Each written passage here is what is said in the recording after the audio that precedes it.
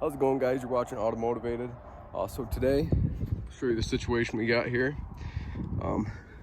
We got a 2014 Toyota Corolla LE.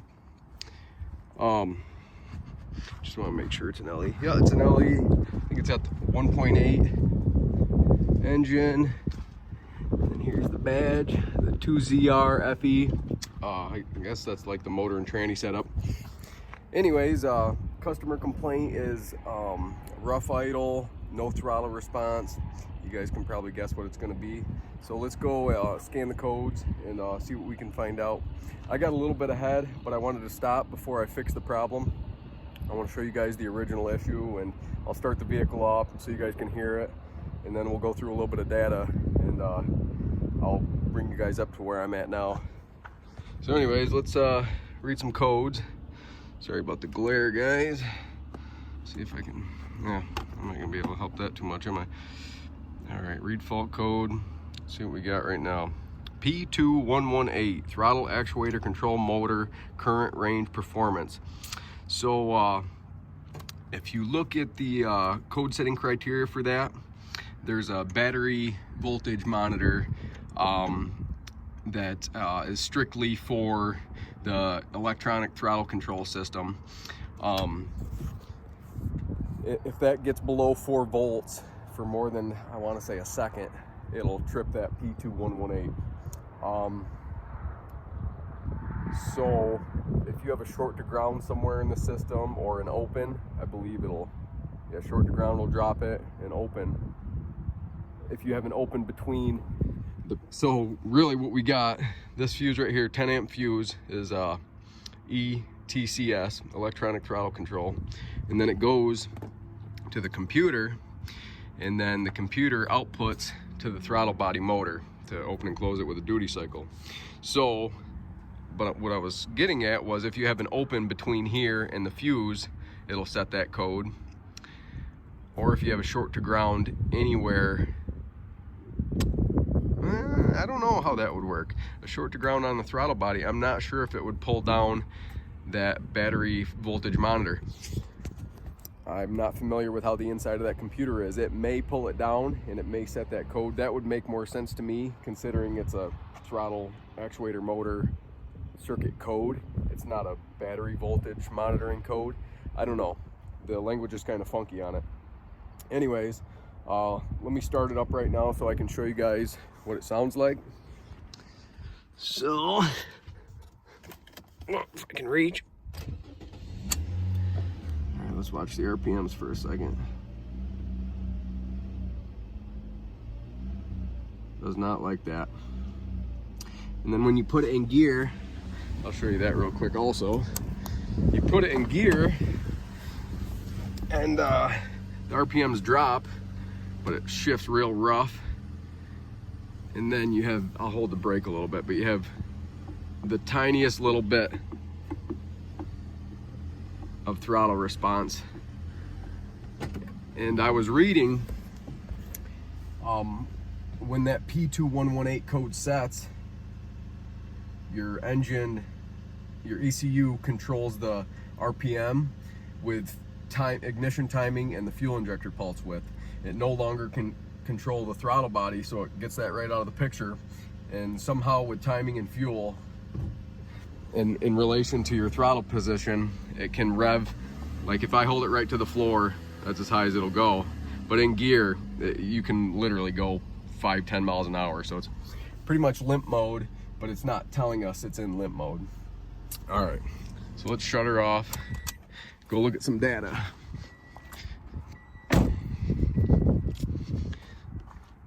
All right.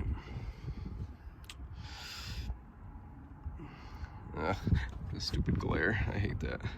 So I'm gonna clear these just to, sometimes the computer will do weird things if it has open codes. So no trouble codes, good. And let's go to some data stream here. Let's select all of them.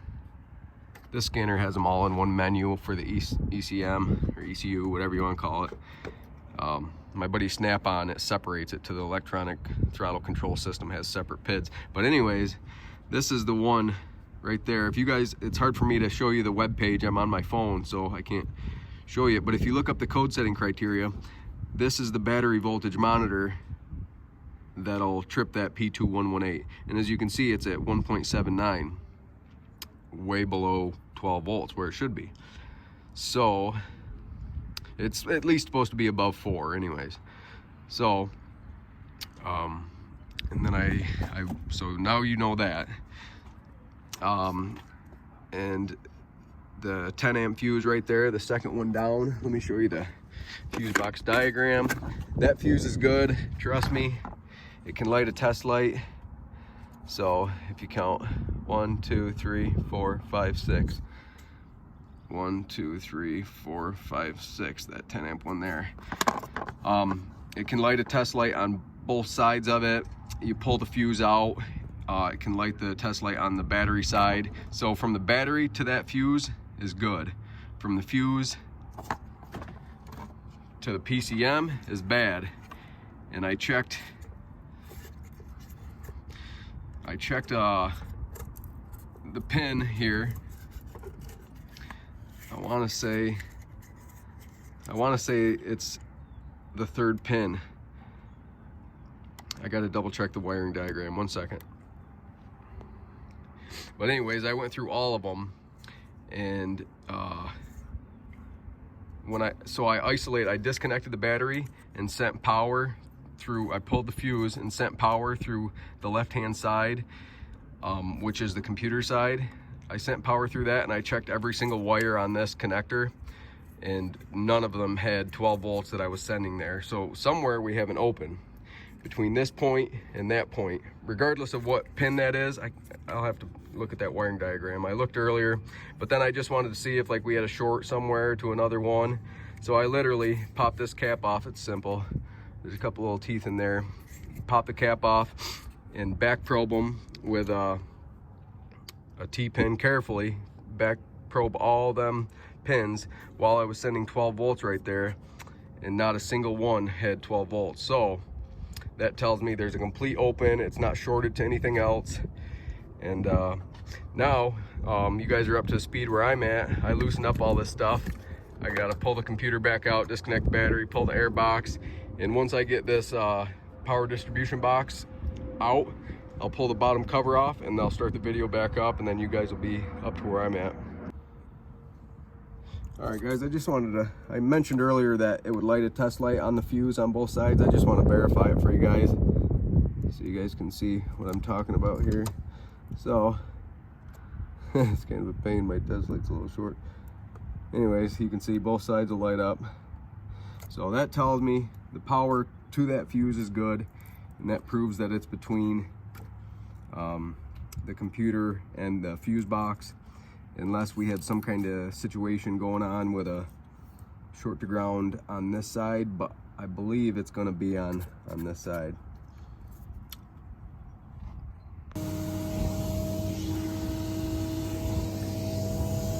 Well guys, it looks like I was wrong. I was testing the wrong connector. I must have had the wrong vehicle put in. So let me show you guys what pin you're going to want to test from that point right there. Be real careful about how you're putting this in too. Put it in very gently. You don't want to spread them pins out. I just have it barely resting in there. So it's going to be B33 connector, the bigger one. This is the A40 connector, I believe. And it's going to be pin number 29. So if you look on the back here, if it'll focus, hopefully you guys can see that. That's pin number 30, the far right corner, top right corner. One pin in, there's a black wire. That's going to be the one you're going to want to back probe. So, and when we back probe it, I'm checking for continuity. So what I have right now is I got it set on ohms. Well, actually I got it on continuity beeper. But anyways, what you're going to want to do is back probe that second wire in. Boy, it's hard to see through a camera at the same time. Let me push it in there first. anyways, that's how you back probe. Stick your T-pin back in there. Let me stick it in there real quick here. All right, so I'm back probed there, probe right there, and as you can see, we got zero continuity.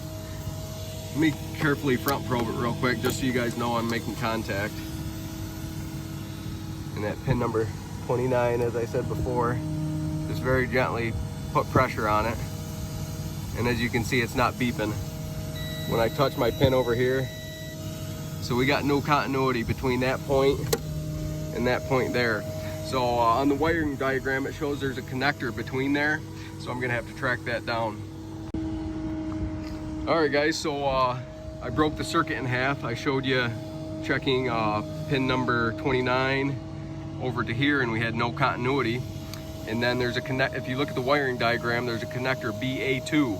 It's gonna be pin number 3. And it's actually this white connector right on top here. And pin number 3 is that black one.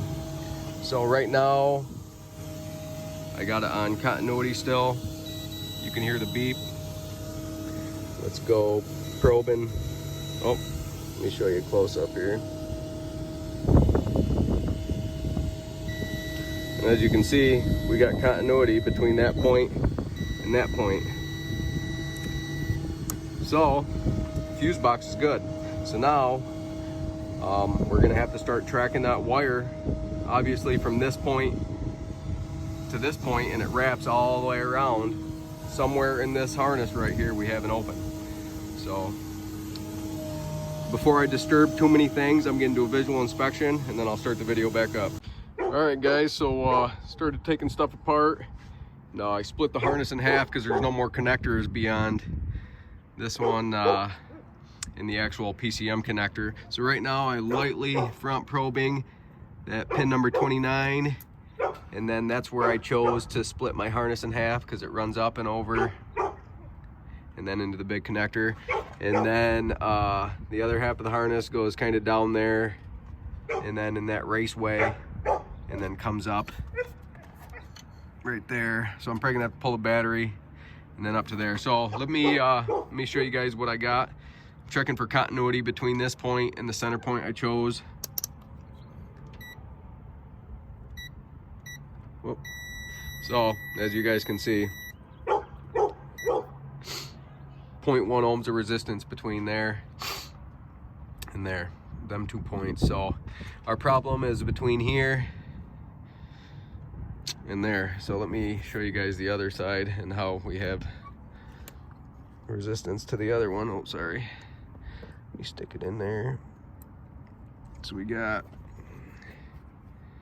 8 mega ohms of resistance between that point and that point there. So, and don't worry guys, we're gonna be sealing that up. Got some liquid electrical tape we'll put on that, and we're gonna have to tidy everything back up. It's kind of a lot of work ripping the harness apart, but I don't see any contact points. I did a visual inspection. There's nothing that looks out of the ordinary. So either mouse or something got inside that little lower raceway, which wouldn't be surprising because there's openings in it. So my next step is to tear that apart, and I'm sure we're gonna find it down in there, sadly. Well, I split another section about right in here by the battery tray, and we had continuity on the fuse box side, not on the PCM side. And right up in here where we initially started, we had continuity on the PCM side, not the fuse side. So I knew it was going to be somewhere between the battery tray and that bracket there. So as you can see, this is our wire that we sealed up right there, and we pulled it out of this little corner down here where that angle is. And if you look closely, we didn't clean it off yet. See how there's a little bit of a bulge in it? I'm gonna cut that open. I'm gonna cut that open and see. Let's see if we can see any. Where's the opening? You can see it's been corroding for quite a while though.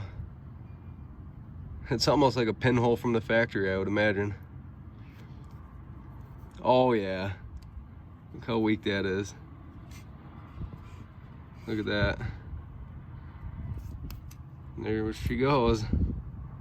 Well, now that we tore the whole harness apart, probably would have been easier to do an overlay, but we probably ought to inspect the other wires too and protect it a little bit better down in there.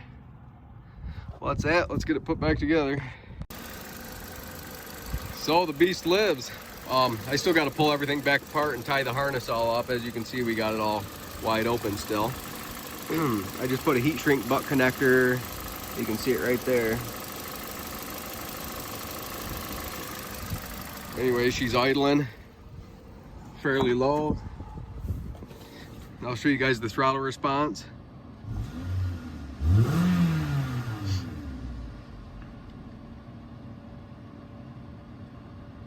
It does hang a little bit high, but I think service data said like 10 or 15 minutes of driving, stop and go driving, for the idle to drop back down. So all right guys, I'm gonna pull this back apart and tidy it up, and I'll start the video back up. So I finally got everything back together. We had to tape all the harness back up, and oh my gosh, that was a lot of work. So, but it looks pretty good now. It's all back in the factory locations. So anyways, let's plug the scanner in, check that battery monitor voltage, and start it up, take it for a test drive. All right guys, that's what we like to see right there.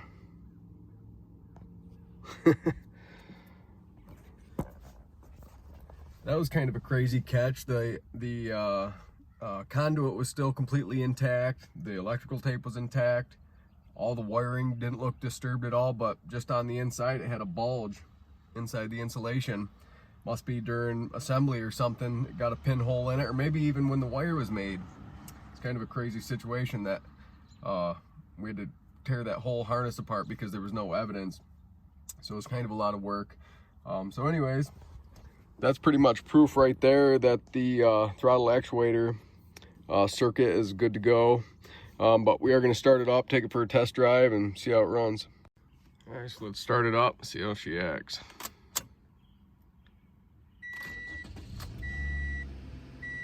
A little bit of high idle. I was told that you have to drive it for like 15 minutes, stop and go traffic. Well, it is coming down now.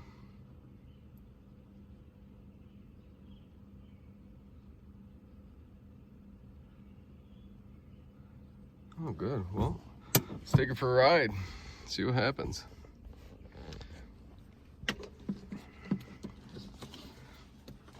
Throw the old seatbelt on here. All right. I got a vehicle right behind me too, so it's gonna be a little tight getting out of here.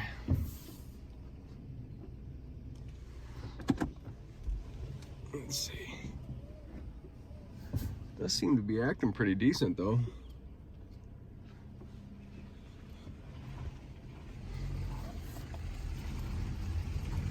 See how it shifts and stuff. Oh yeah, you couldn't even go 10 miles per hour before. Oh yeah, she's actually running pretty good. Oh, those brakes are bad. Actually, this vehicle, I didn't give you a little bit the background on it, but so this vehicle, hopefully I'm in the center of the frame. This vehicle was just in a semi head-on collision. It just got back from the body shop. Obviously they didn't do anything with the pads and rotors and stuff. Hopefully that's all that is. Ooh, hopefully you guys can hear that on the camera. Little lady walking her dog while I'm trying to back up in her driveway. She probably wonders what the heck I'm doing. But anyways, as far as the RPM goes and throttle response and everything, seems to be pretty good. I want to park it and put it back. Put it back where the owner had it and see if the idle will stay that low. I'm pretty sure this thing's supposed to be idling at like 750-ish, 700, 690, somewhere in there. Probably says desired if I hooked up my scan tool again, but I really don't feel like hooking it back up.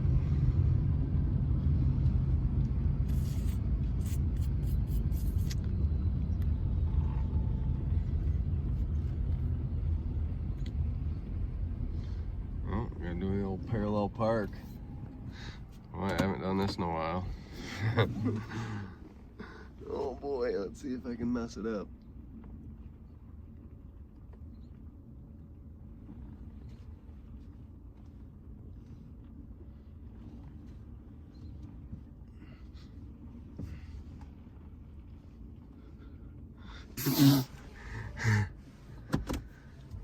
Who does this? Nobody does this on a daily basis.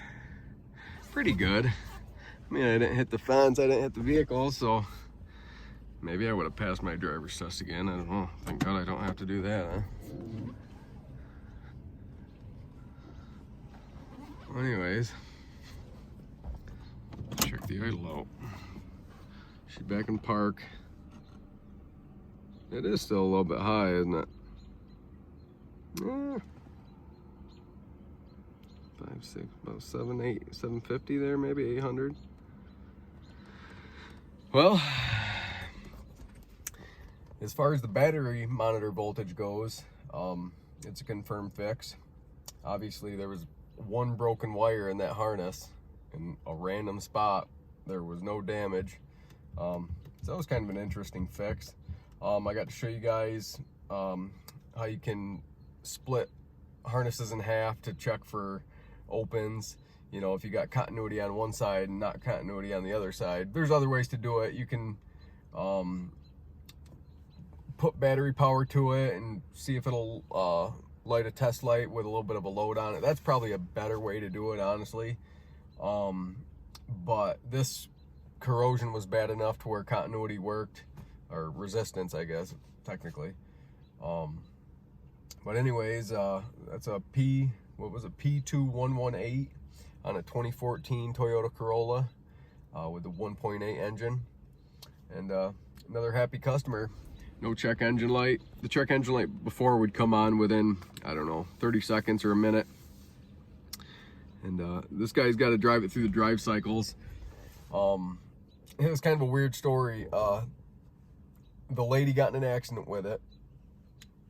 The owner, the current owner, knew that lady, and so that lady sent it to the garage or whatever to get fixed up after the accident. Went to the body shop, and then, after the body shop, it wouldn't even start because of this situation here. It's kind of strange that that corrosion all of a sudden hit a breaking point right when she got in an accident. Must be the jarring of the accident must have jerked that wire a little bit and just popped it apart. That corrosion was pretty bad. I think I got footage of me breaking it right in half, so that's kind of cool. But anyways, if you like what you see, feel free to hit that subscribe button, leave comments below, and thanks for watching Automotivated. Till next time.